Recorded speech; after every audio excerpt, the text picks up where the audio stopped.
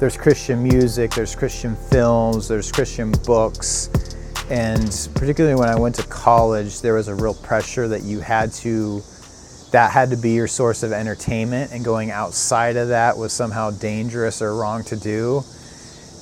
And unfortunately, all those things I just listed tend to be pretty subpar, artistically speaking. Sort of living within their own kind of made-up world of entertainment and aesthetics. I think they'd be better off if they just sort of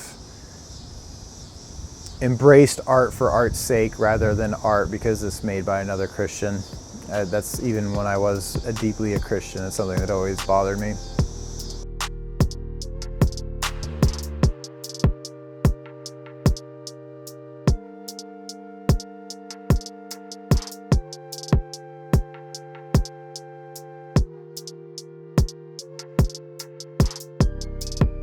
Biblically speaking, the culture around us the main culture is ruled in one area and Christianity is ruled in another area. And so subculture is probably a good way to put it. If you read the New Testament text, a lot of the times in the original context, the ideas that were put forth and the way people were talking and the way people were living their lives were very subversive to the main culture. And so Christianity is actually meant to be something that is underneath the main culture until the fullness comes and it's the main culture. And so I would say right now, yes, in 2019, we are the subculture until Jesus returns.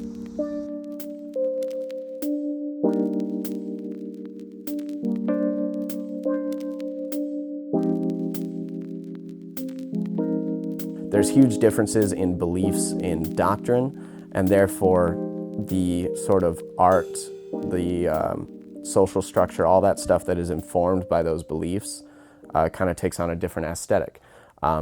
Looking at the paintings in the Notre Dame Cathedral is going to be a little bit different than looking at the paintings in like a modern day cathedral here in the United States. There's going to be different points of the doctrine that inform certain parts of the art. I would say that's one of the coolest things about not religion, but just humanity in general, is that kind of no matter what we're doing, no matter what we're believing in, we're creating art to go with it. We're creating a subculture to go with it because that's how we organize ourselves as a species. So I think that no matter what, we can't really say what it would have looked like for Michelangelo to paint the ceiling of a museum of science, as opposed to painting the ceiling of a cathedral. So I think everything is kind of informed by our beliefs, and our subcultures kind of stem off of that. So I would say undoubtedly Christianity does have its own, even certain doctrines of Christianity have their own set of subculture.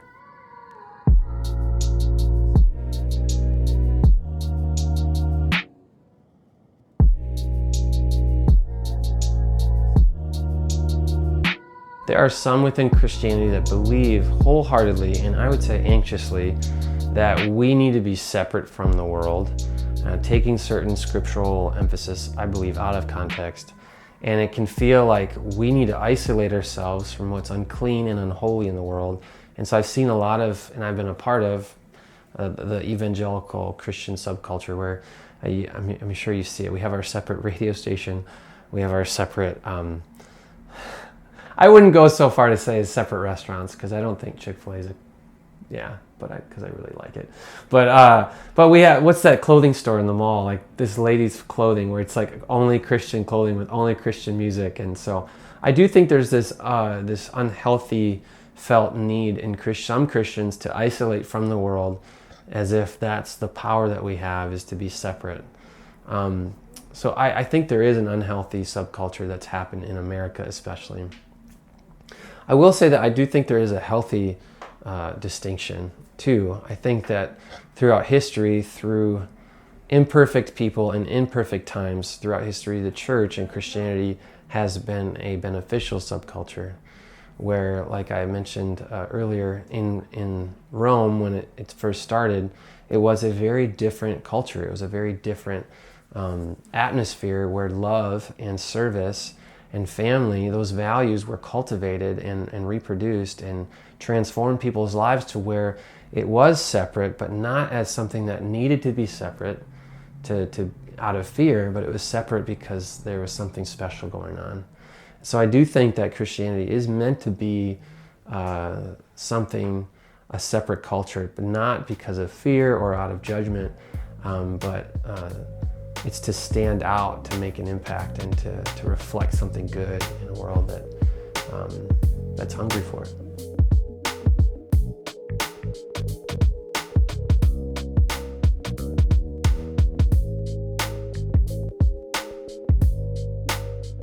Yeah, certainly within the Christianity that I was brought up with, evangelical Christianity, it's very much its own subculture. There's a certain language that's used, there's a certain belief system that you need to buy into. There's certain views about the world, about culture, about politics that you really need to buy into and play along with, or you're going to face opposition. It's certainly something that I faced when I went to church. I really had a lot of problems with the way Christianity allowed politics to dictate their decision making and their belief system, and from trying to sort of buck against that or even present another option, there was this real pressure to conform, and it kind of was expected that you either get in line or you keep quiet about it. It's one thing that's maybe not apparent on the surface, but the longer you spend in a church and the more involved you get in church, it definitely becomes very apparent to anybody. A lot of people are fine with it. A lot of people are happy with it. But the thing that I've found now that I'm not religious is I have a lot of conversations with people who are Christian, and without realizing it, they tend to open up to me about things that they can't open up to with their church people because they know that I'm not going to judge them for it. They bring up things to me that they couldn't bring up around their other Christian friends because they know that conformity is there, and they know that they will have to face the consequences of not holding a view that's considered orthodoxy within the church culture. I don't know if there's necessarily an aesthetic, but there's certainly within that culture, we've all heard there's Christian music, there's Christian films, there's Christian books, and particularly when I went to college, there was a real pressure that that had to be your source of entertainment, and going outside of that was somehow dangerous or wrong to do. And unfortunately, all those things I just listed tend to be pretty subpar, artistically speaking. And why there's that need to do so has always been a mystery and a puzzle to me.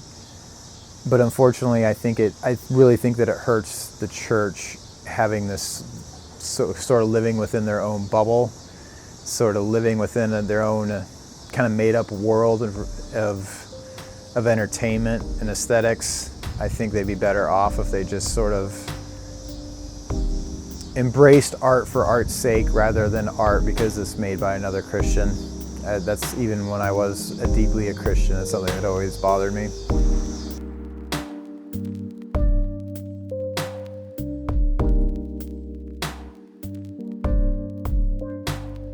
You've got the hippie Christians, you've got the conservative Christians, you've got the Baptist Christians, the Mormon religious people. I mean, they're not Christians, but everybody likes to subdivide these groups and put them into boxes and give them labels. And so while that happens, I don't think that's what Jesus ever intended for us and for the church in general. Jesus just wanted us to be us, and Jesus just wanted us to follow him and be like him and mimic him. And then we've taken that idea and that construct over thousands of years and said, well, we're gonna do it this way, and if you don't do it that way, then you're not in our group. And so they've self-created these cultures and subcultures, and when really, I'm just me. I'm just a guy, and I believe in Jesus, and I read the Bible, and I associate with other people that read the Bible, and we just do things like Christ did them, or try anyways. So even though it looks like a culture, or it looks like subcultures within the church, I don't necessarily think that that's what it has to be, or that's what it was meant or designed to be. And that's not really what I want it to be. I don't want to be associated with the Christian group that does this versus that.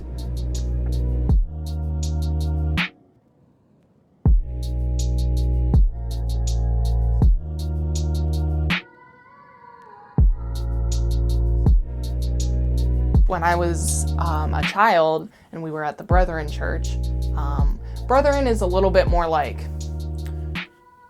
traditional, ritualistic in a way, because like you have the candle lighters that come up, and I was a candle lighter. No big deal.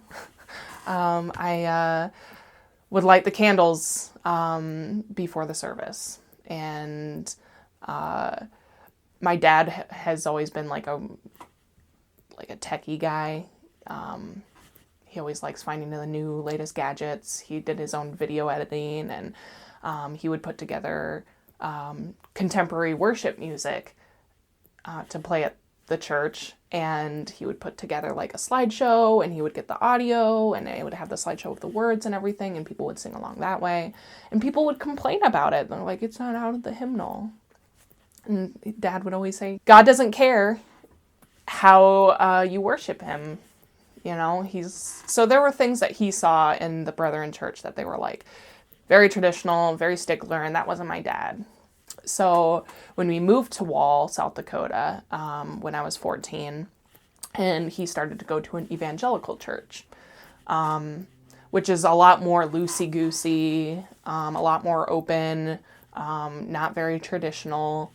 They're just about good old-fashioned God and love and just worshiping him, I guess. I don't know. I saw a completely different church in high school, being specifically in Wall, South Dakota.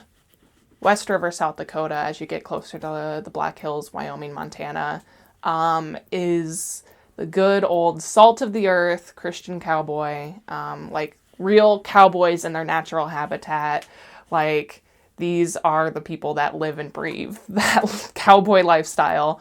And so those are completely different people, and how they show their faith. They would come to church and they'd have their nice Western button-ups and their cowboy hats. Some of them would actually just come to in their farming work clothes, because they came to church to praise God, and then they have to go back out to the fields or wrestle up some cattle. Branding, sometimes they'd have cattle branding Sundays, and that would be a whole thing.